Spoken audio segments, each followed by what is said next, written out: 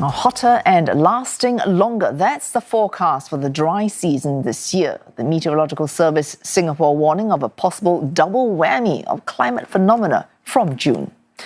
The agency says there is an 8 in 10 chance of El Nino occurring this year, pointing to warning signs such as water at higher temperatures than usual building up beneath the ocean surface in the eastern tropical Pacific.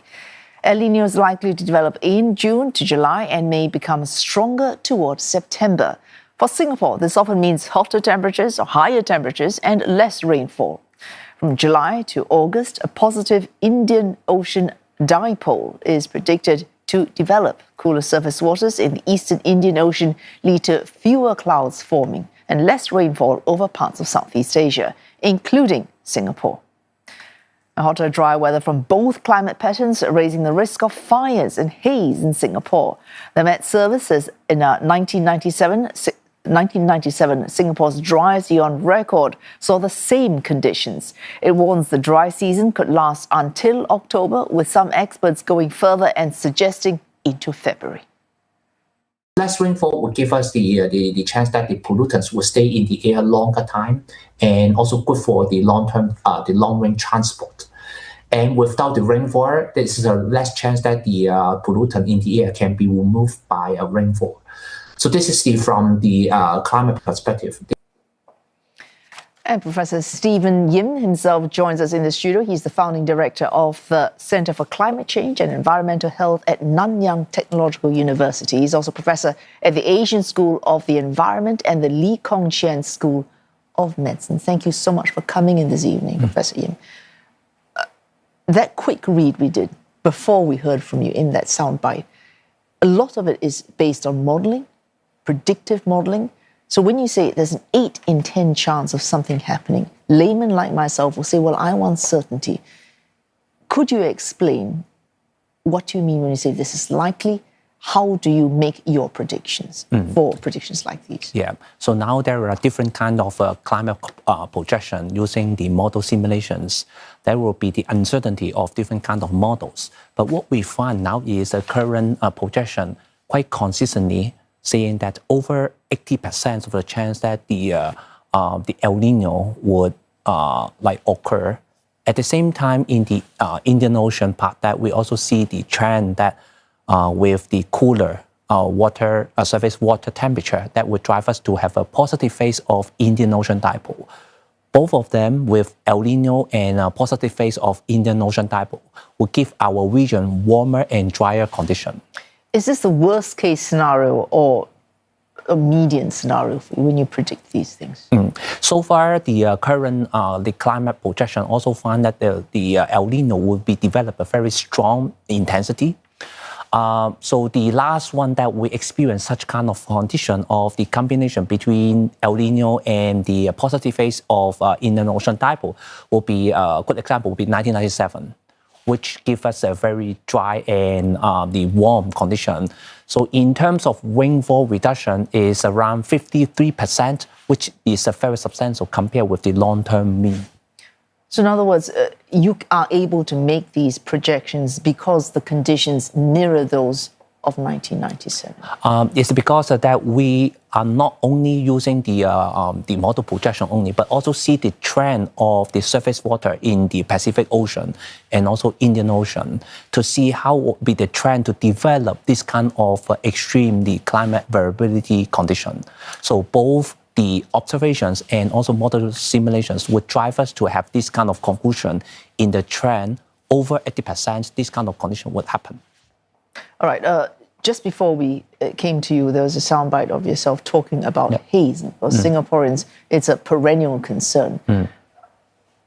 I think even someone like me would think, hotter, dry weather, we're more likely to have fires, and that's more likely to directly cause some kind of haze. But it is beyond just hotter, dry weather and forest fires. What other links do we look at when we say haze could worsen because of these weather predictions that you are making? So let me describe the two very important factors to drive to have a transboundary haze condition would be first, the favorable climate condition. As we experienced in the past different cases, 1997, 2015, 2023, we come across a drier and warmer condition with less cloud formation, such that we have less rainfall. So pollutant can accumulate longer time in the air, such that would be good for the long-term transport. Second one is the emission, because in the dry condition, so the peatland or vegetation, the fires will be most likely to happen because the dry condition, warmer condition would trigger this kind of the fire hotspot to appear. At the same time, we have biomass burning activities also once the fire starts. That could spread very quickly because of the dry condition. So if now look at to the two factors, now one is 80% the chance will happen. Now we see how is the second factor will play around. All right. What can we do given that these variabilities suggest that there's a high likelihood of this happening? Can we do things in good time in advance? Okay, from the individual point of view, so we have 3 recommendations. The first one is we should develop a routine that we check the weather and air quality before we plan our activities, which is every day? Every day, I would say, because that would be good, especially for the vulnerable population. For example, patients with the preconditions of respiratory disease like asthma, COPD, that would be good to check the weather condition like the temperature level as well as the air quality condition.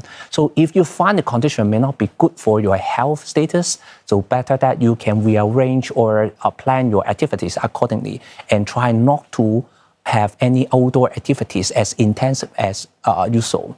So that would protect your health. Second one is if you think that you need to like more protection, so better you have the air purifier at the working place and also at your home if possible. But choosing the air purifier is also the tricky part because usually we recommend to have the air purifier with the HEPA filter, which is a very effective filter for us to filter out particles. This is obviously on the box, it would say we've got the safety center. Correct. And at the same time, we have to pay attention to the pumping volume, the rates. If your house is really big, your room is bigger. If your air purifier have a relatively lower volume rate, pumping rates, so that will be the removal rate is not as fast as the particle are translated from outside to inside indoor environment. So that is you have to choose the correct air purifier. The last one is you should prepare enough enough mask, which is not the surgical mask that we usually see in the COVID, because that is not effective to filter out particles. So the more effective type should be the N95, which is very effective to remove the particles during the haze. So in other words, we should be stocking up on these all, knowing what Singaporeans are like. They will run out and we'll be rushing out, fighting each other for masks and air purifiers. I think it depends on the conditions. Majority, especially for population or the patients with the precondition. Yeah. So it is also good for them to manage their exposures every day, not only during the haze. So take precautions in good time, thanks to warnings from agencies like yours. Thanks for that. Professor Steve Yin from NTU, thank you for coming in this evening. Thank you.